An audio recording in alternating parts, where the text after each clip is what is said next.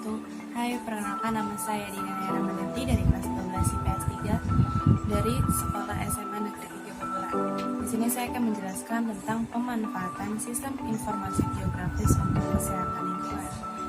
Apa yang dimaksud dengan kesehatan lingkungan? Kesehatan lingkungan menurut HALKI atau Himpunan Ahli Lingkungan Kesehatan Indonesia ialah suatu kondisi lingkungan yang dapat menopang keseimbangan ekologi yang dinamis antara manusia dan lingkungan untuk mendukung terciptanya kualitas hidup yang sehat dan bahagia. Sedangkan menurut WHO atau World Health Organization, kesehatan lingkungan ialah keseimbangan ekologis yang harus tercipta di antara manusia dan lingkungannya agar bisa menjamin keadaan yang lebih sehat. Menurut pasal 22 ayat 2 UU nomor 23 tahun 1992, sasaran pelaksanaan kesehatan lingkungan sebagai berikut. Yang pertama ada tempat umum seperti hotel, terminal, pasar, pertokoan, dan lain sebagainya. Yang kedua ada lingkungan pemukiman seperti rumah tinggal, asrama, dan lain sebagainya. Yang ketiga ada lingkungan kerja seperti perkantoran, kawasan industri, dan lain sebagainya. Yang keempat ada angkutan umum seperti kendaraan darat, laut, udara yang sering digunakan untuk umum. Yang kelima adalah lingkungan lainnya, misalnya yang bersifat khusus seperti lingkungan yang sedang berada dalam keadaan darurat, berencana perpindahan penduduk secara besar-besar. Sekarang kita masuk ke pengaruh lingkungan terhadap kesehatan. Menurut Blam ada 4 peranan lingkungan yang menyebabkan gangguan kesehatan. Yang pertama ada reservoir.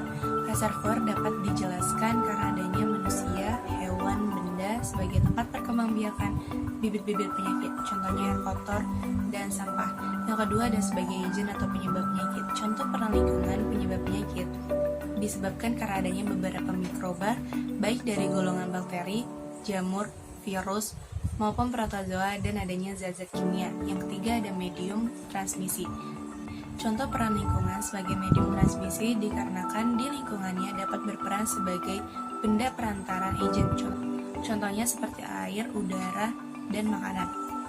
Yang keempat sebagai vektor. Contoh peran lingkungan sebagai vektor atau penular atau penyebab bibit penyakit dikarenakan di lingkungannya ada beberapa hewan, vektor atau penular yang menyebabkan bibit-bibit penyakit sehingga terjadi penularan. Contohnya seperti lalat, kecoa, nyamuk. Sekarang kita masuk ke pemanfaatan SIK untuk kajian kesehatan lingkungan. Sistem informasi geografis melalui pemanfaatan ilmu pengetahuan dan teknologi memiliki banyak manfaat termasuk dalam kajian kesehatan lingkungan. Oleh karena itu, sejak tahun 1990 di Indonesia telah dimulai peningkatan dan perkembangan SIK sebagai informasi oleh industri kesehatan baik institusi kesehatan yang dimiliki pemerintah maupun swasta. SIK dapat digunakan untuk menentukan distribusi penderita suatu penyakit, pola atau model penyebaran penyakit, penentu distribusi, unit-unit rumah sakit, ataupun tenaga medis dapat pula dilakukan dengan SIK. Berikut adalah contoh peta penyebaran dari penyakit Ebola di Afrika Barat pada 29 Oktober 2014. Menurut WHO, SIK kesehatan dapat berguna sebagai berikut. Yang pertama, menentukan distribusi geografis penyakit. Yang kedua, analisis tren spasial dan temporal. Yang ketiga, pemetaan populasi beresiko. Yang keempat, stratifikasi faktor risiko. Yang kelima, penentuan dan perencanaan intervenfikasi. Yang keenam, monitoring penyakit. SIK memiliki beberapa keuntungan dalam metode konvensional yang digunakan dalam perencanaan, manajemen, dan penelitian kesehatan. Yang pertama, manajemen data. Yang kedua, visualisasi. Yang ketiga, analisis overlay. Yang keempat, analisis buffering. Yang kelima, analisis statistik. Dan yang keenam adalah query. Manfaat sistem informasi geografis terkait kesehatan lingkungan. Yang pertama, menyediakan informasi tentang penyediaan pelayanan kesehatan.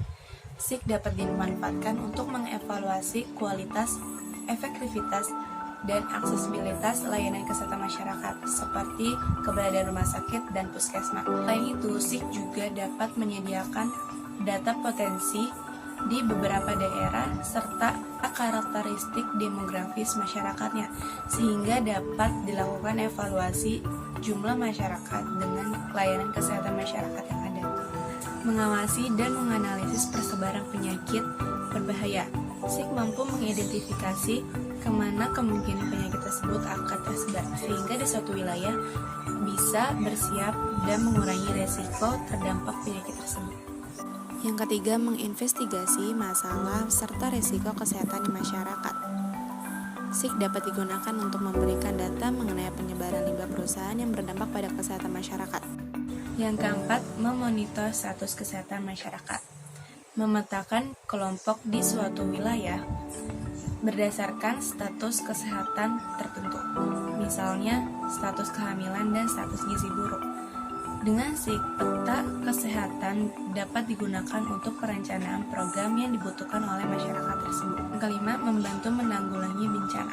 Membantu masyarakat pada masa pemulihan pasca bencana, misalnya mengidentifikasi populasi pasca bencana.